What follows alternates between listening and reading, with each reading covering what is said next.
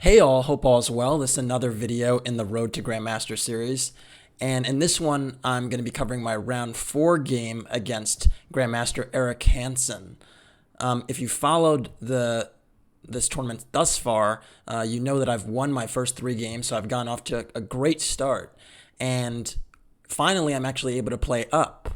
What happens when you've won the games you're supposed to win is you get to play someone higher rated than you. And I was really looking forward to the opportunity. Now, Eric Hansen is a well-known name in the chess community. He's one of the founding members of the Chess Bras, and we actually have a relationship that goes back probably about 10 years now because I first played him at the World Open when he was an international master, I believe, or maybe a FIDE master, and I was an untitled player, 2100 actually, and I managed to beat him in a nice game that was really one of my better games at the time. So that was the only time we'd played. 10 years fast forward, he's a GM. I'm not quite there yet, but hey, I'm trying to push to get there. So without further ado, let's get started. So I played d4. Eric played knight f6. I played knight f3, e6, and c4, and d5. And d5 is a very flexible move. It introduces a lot of different lines. Black can go for c6, which is a semi-Slav. Bishop e7 would be a Queen's Gambit declined. Knight bd7 is kind of a hybrid of this system. c5 can introduce semi-terrace systems. So there are many ways that Black can play. And even d takes c4, which is Vienna type of systems. So one thing that happens if you play knight c3 is you're actually inviting all these different variations, and you kind of need to know what you're doing against them. And at the time, I was not particularly confident that I'd be able to sort of navigate whichever variation that Eric chose. Not to mention the fact that bishop b4 is also a move, and that's the Ragozin. So as a consequence, I went for the relatively tepid and passive e3, which is not the most ambitious, but I was just trying to get a game. So Black played bishop e7, and now I went knight c3, and Black castled, and I went queen c2. If you've seen this in my previous games, I've talked about the idea of delaying the bishop's development so that Black takes on c4 and you actually take in one tempo as opposed to going bishop e2 and then bishop takes c4 in 2 moves. See, the idea with queen c2 is I was trying to delay moving my bishop to sort of deal with this idea. Black played a6, and now I'm kind of prompted to do something because if I move my bishop once, what would happen would be that Black would take on c4 and play b5 with tempo, which I didn't like. So I decided to take on d5. And after c takes d5, e takes d5, Black actually has a fairly comfortable version of a Queen's Gambit exchange. Reason being is that this a6 move is fairly flexible, actually. It covers the b5 square, so it anticipates potential minority attacks. Additionally, now that the position is relatively fixed in the center, this bishop can go to d6 without fearing a knight b5 harassment. So Black can ideally set up these bishops on really nice diagonals and put pressure on me. The other idea sometimes is Black can play b6 and bishop b7 and set up that bishop on the b7 diagonal and make use of the e4 square. I know this is a lot of arrows, but these are some of the things I was thinking about, so you can imagine how my mind was working from here. I went for bishop d3. Black went b6. And already here I could kind of sense the danger a little bit because if Black is allowed bishop b7, bishop d6, rook e8, knight bd7, queen e7, knight e4, I'm going to have some problems to deal with because my bishop on c1 is locked out of the game.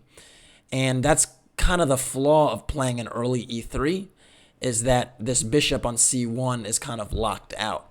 Now you could say, okay, the bishop can go to b2 and fianchetto, but even with after a3 and bishop and b4 with the bishop on b2, it's not perfect there as long as this position is closed.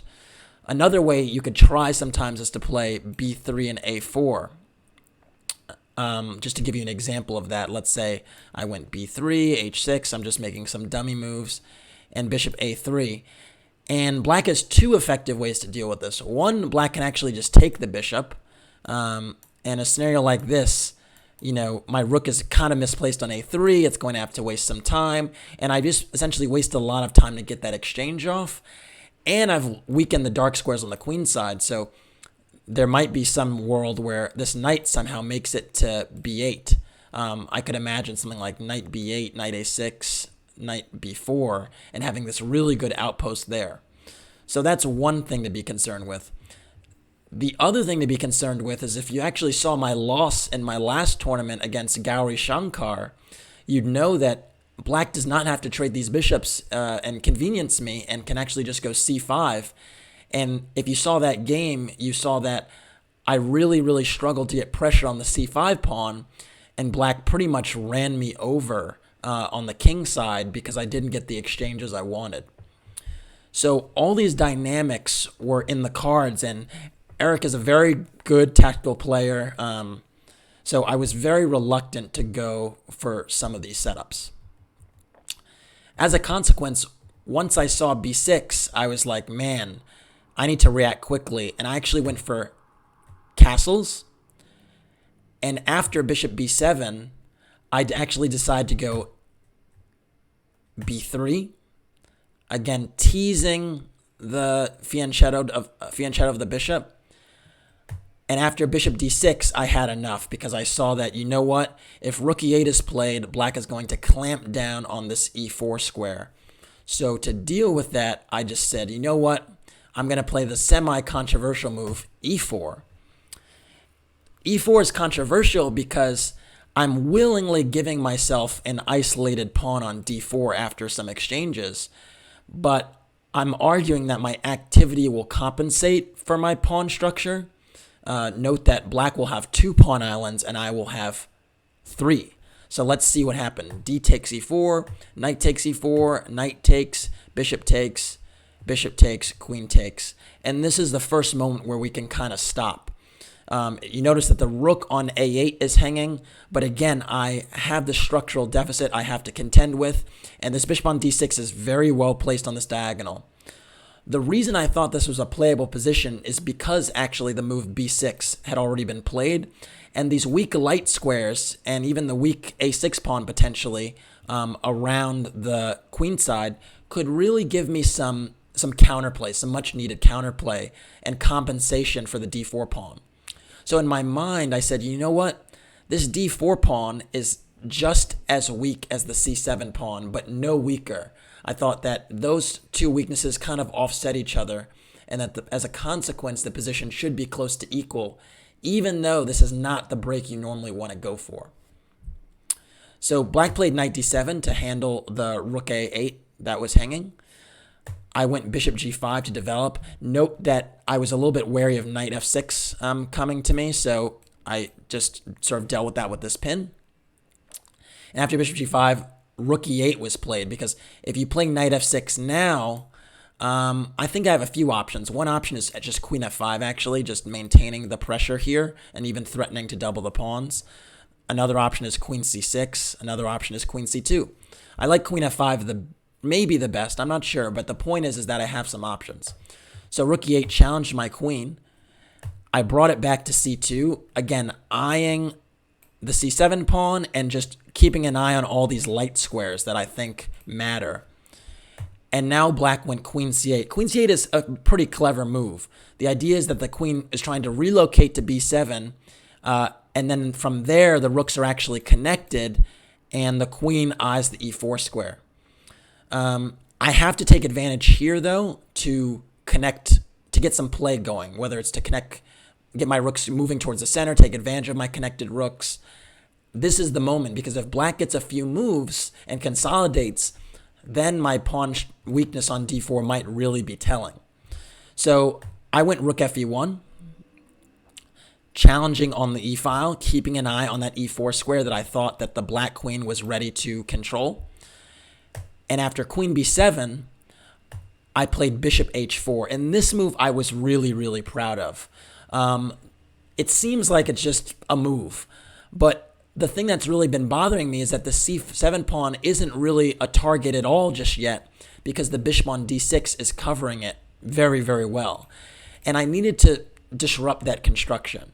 So bishop h4 is, with the idea of bishop g3, creates some play on the queen side, essentially. And that's what I really need here.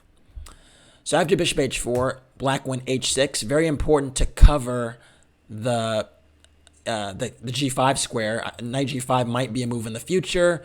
Also just good to give the king luft. You recognize here that the queen is guarding this square, but it might not guard it forever, so it's important just to give that king some air.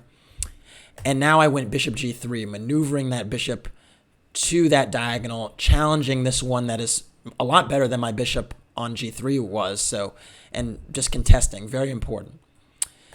Knight f6 was played. I took on d6, c takes d6, rook takes e8, rook takes e8, and rook c1. And here I felt pretty good about what had transpired over the last few moves.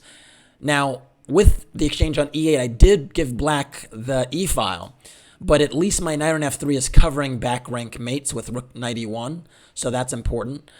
Secondarily, now the pawn structure on the queen side for black is a little compromised, and I have really good entry squares. I can enter with queen c6 or queen c7 and just get enough play to offset whatever deficiencies I have.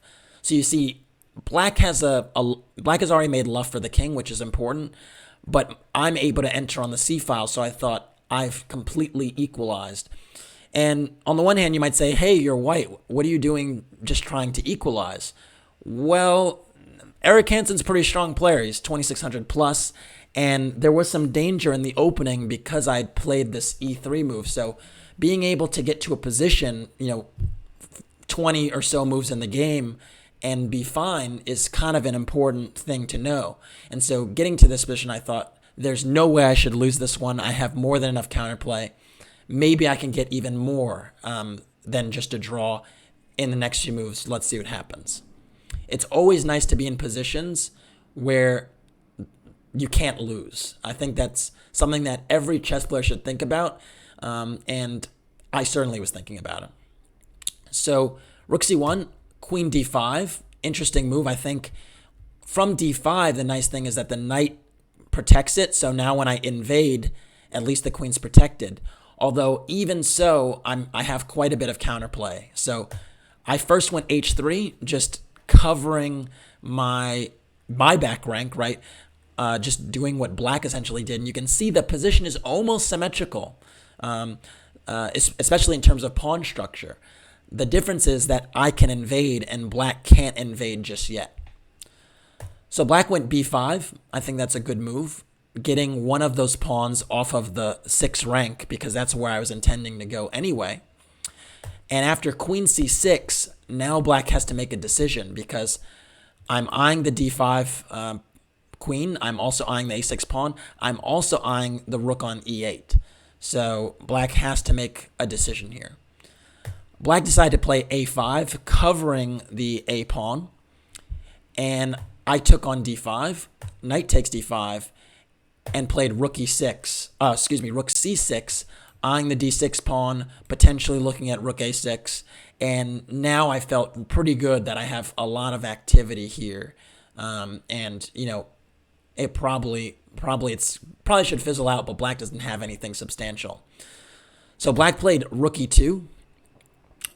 I went rook takes d6. Note that if rook d8 is played, very passive move, it just doesn't meet the mark. At the very least, I can go rook a6. There might be other options. Maybe knight d2 is a possibility, although I am seeing knight b4 hitting a2 is not great. So probably rook a6 is the move, and I'm going to pick off the a5 pawn at the very least. So rook e2 is absolutely correct. You want to get maximum activity for that d6 pawn.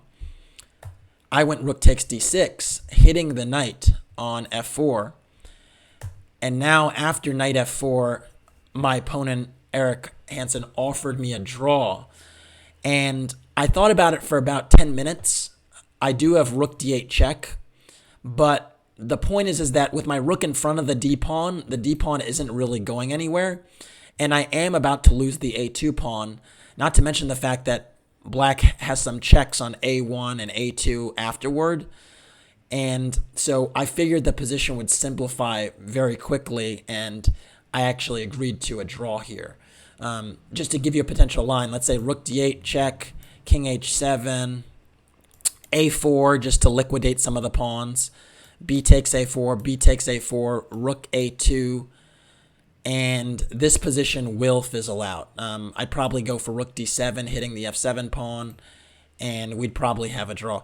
Another option I could actually go, maybe is just pushing the pawn with d5, but you can see after rook takes a4, d6, rook a1 check, king h2, rook d1, getting the rook behind the pawn, and then just rook a8. And again, the position will fizzle out because after rook takes d6, rook takes a5, all the pawns are simplified, and the position is just almost totally symmetrical. So yeah, after knight f4, I didn't see much in the position. The position was going to simplify. I agreed to a draw. Not a bad result for me. Anytime you're drawing a 2600 plus Grandmaster with either color, it works. It's not something that's going to hurt your tournament.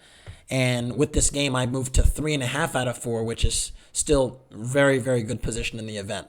So I was a little bit disappointed with my opening, but overall, I like that I saw some of the danger in the position, was alert, and did not stray into a really bad position where I couldn't hold on. All right, that's it for this one. Thanks for watching. Please like or subscribe to the channel. And if you want to support the Road to Grandmaster journey, you can do so by checking out the description below. Take care.